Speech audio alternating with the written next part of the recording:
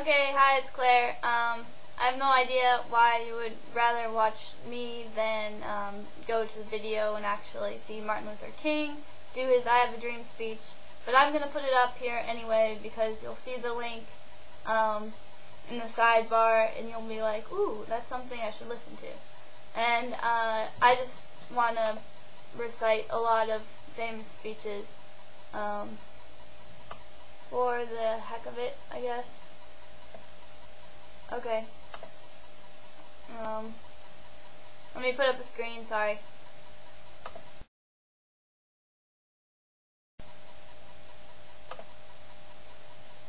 I am happy to join with you today in what will go down in history as the greatest demonstration for freedom in the history of our nation. 50 years ago, a great American, in whose symbolic shadow we stand today, signed the Emancipation Proclamation. This momentous decree came as a great beacon light of hope to millions of Negro slaves who had been seared in the flames of withering injustice. It came as a joyous daybreak to end the long night of their captivity. But 100 years later, the Negro still is not free. 100 years later, the life of the Negro is still sadly crippled by the manacles of segregation and the chains of discrimination. 100 years later, the Negro lives on a lonely island of poverty in the midst of a vast ocean of material prosperity. 100 years later, the Negro is still languished in the corners of American society and finds himself an exile in his own land. And so we've come here today to dramatize a shameful condition. In a sense, we've come to our nation's capital to cash a check.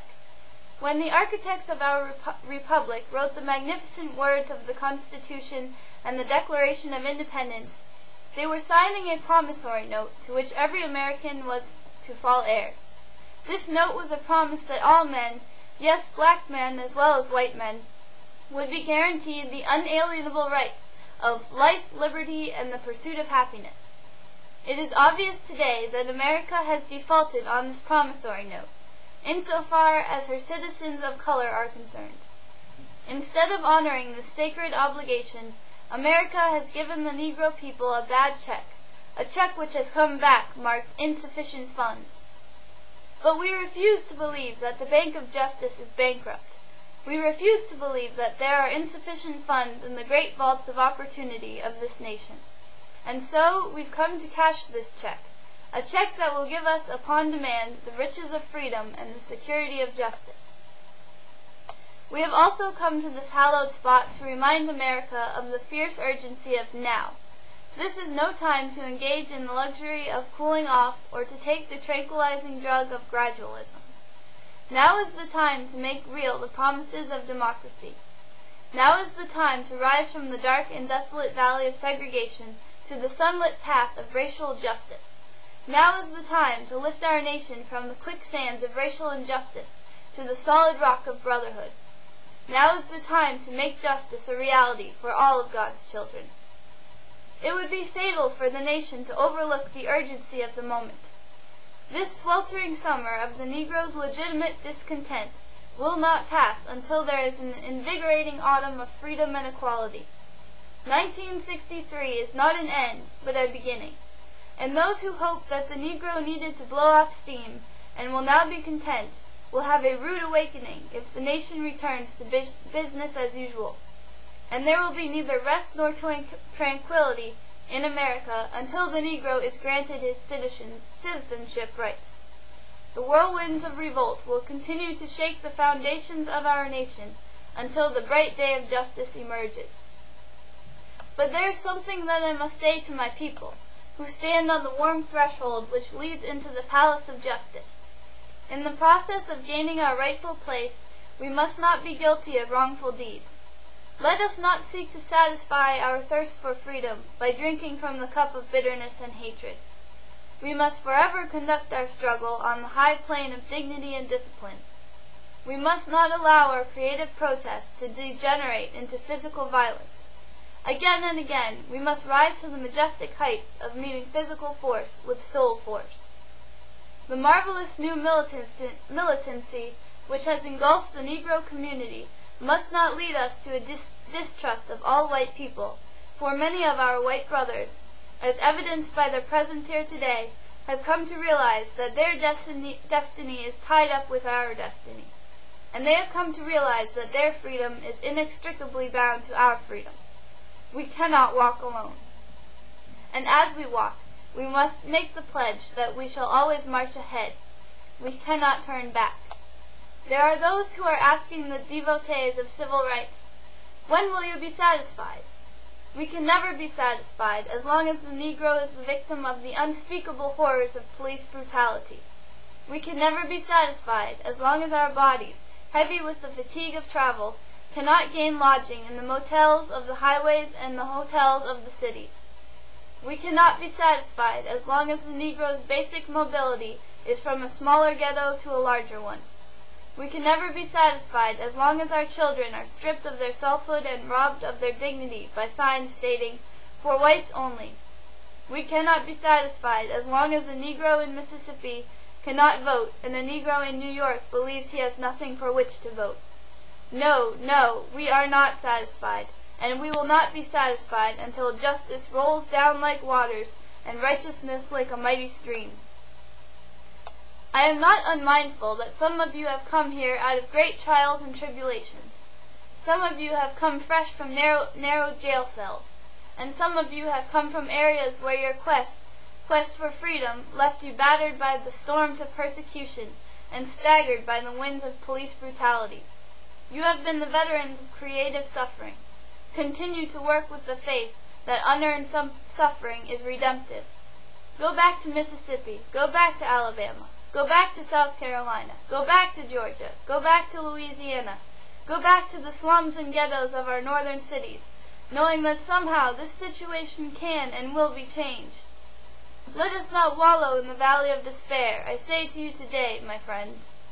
And so even though we face the difficulties of today and tomorrow, I still have a dream. It is a dream deeply rooted in the American dream. I have a dream that one day this nation will rise up and live out the true meaning of its creed. We hold these truths to be self-evident, that all men are created equal. I have a dream that one day on the red hills of Georgia, the sons of former slaves and the sons of former slave owners will be able to sit down together at the table of brotherhood. I have a dream that one day even the state of Mississippi, a state sweltering with the heat of injustice, sweltering with the heat of oppression, will be transformed into an oasis of freedom and justice. I have a dream that my 4 little children will one day live in a nation where they will not be judged by the color of their skin, but by the content of their character. I have a dream today. I have a dream that one day, down in Alabama, with its vicious racists, with its governor having his lips dripping with the words of interposition and nullification, one day, right there in Alabama, little black boys and black girls will be able to join hands with little white boys and white girls as sisters and brothers. I have a dream today. I have a dream that one day every valley shall be exalted, and every hill and mountain shall be made low. The rough places will be made plain, and the crooked places will be made straight. And the glory of the Lord shall be revealed, and all flesh shall see it together. This is our hope. And this is the faith that I go back to the South with. With this faith, we will be able to hew out of the mountain of despair a stone of hope. With this faith, we will be able to transform the jangling discords of our nation into a beautiful symphony of brotherhood. With this faith, we will be able to work together, to pray together, to struggle together, to go to jail together, to stand up for freedom together, knowing that we will be free one day. And this will be the day. This will be the day when all of God's children will be able to sing with new meaning. My country, 'tis of thee, sweet land of liberty, of thee I sing. Land where my fathers died, land of the pilgrim's pride. From every mountainside, let freedom ring. And if America is to be a great nation, this must become true. And so let freedom ring from the prodigious hilltops of New Hampshire. Let freedom ring from the mighty mountains of New York. Let freedom ring from the heightening Alleghenies of Pennsylvania. Let freedom ring from the snow-capped Rockies of Colorado. Let freedom ring from the curvaceous slopes of California. But not only that. Let freedom ring from Stone Mountain of Georgia. Let freedom ring from Lookout Mountain of Tennessee. Let freedom ring from every hill and molehill of Mississippi. From every mountainside, let freedom ring. And when this happens, when we allow freedom ring, when we let it ring from every village and every hamlet, from every state and every city, we will be able to speed up that day when all of God's children, black men and white men, Jews and Gentiles, Protestants and Catholics, will be able to join hands and sing in the words of the old Negro spiritual. Free at last! Free at last! Thank God Almighty, we are free at last! And that is the end. Wow. That is an amazing speech.